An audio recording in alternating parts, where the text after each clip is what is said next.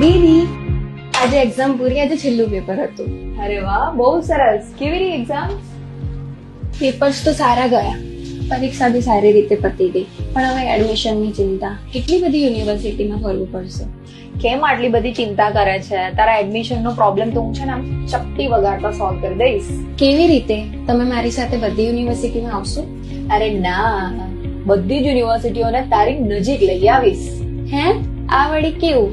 હા, એક નવું પોર્ટલ છે જેનું નામ છે જીકાસ, જ્યાં અરજી છે એક પણ વિકલ્પ છે અનેક.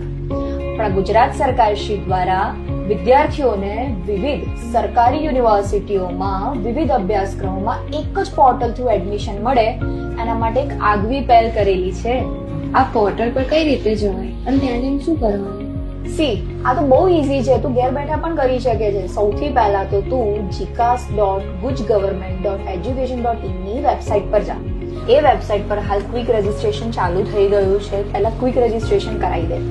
જેમ તું ગૂગલ પે, ફોન પે માં QR કોડ સ્કેન કરે છે ને, એ રીતે QR કોડ સ્કેન કરીને પણ આ વેબસાઇટ પર જઈ શકાય છે. અરે હા, પણ મારું રિઝલ્ટ તો હજુ બાકી છે.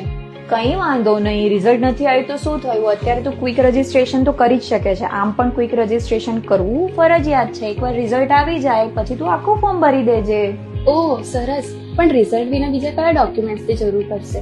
તારું એકે ડોક્યુમેન્ટ નથી જોઈતું, ખાલી તારી બેસિક ઇન્ફોર્મેશન, જેમ કે તારું આખું નામ, તારી જાતિ, જન્મ તારીખ, મોબાઈલ નંબર, ઈમેલ આઈડી અને તું યુજી કે પીજી માં એડમિશન લેવા ઈચ્છે છે એ વિકલ્પ પસંદ કર અને ફોર્મ સબમિટ કરી દે. બસ આટલું સહેલું? કામ પૂરું? હાલ પૂરતું પૂરું, પણ રિઝલ્ટ આવે એટલે આગળ ફોર્મ ભરવાનું અને જીકાસની વેબસાઇટ નિયમિત રીતે જોતા રહેવાની. પોર્ટલ પર વિડીયોઝ પણ મૂકેલા છે, એ પણ જોતા રહેવાના. થેન્ક યુ દીદી. You most welcome. જીકાસ, અરજી એક, વિકલ્પ અનેક.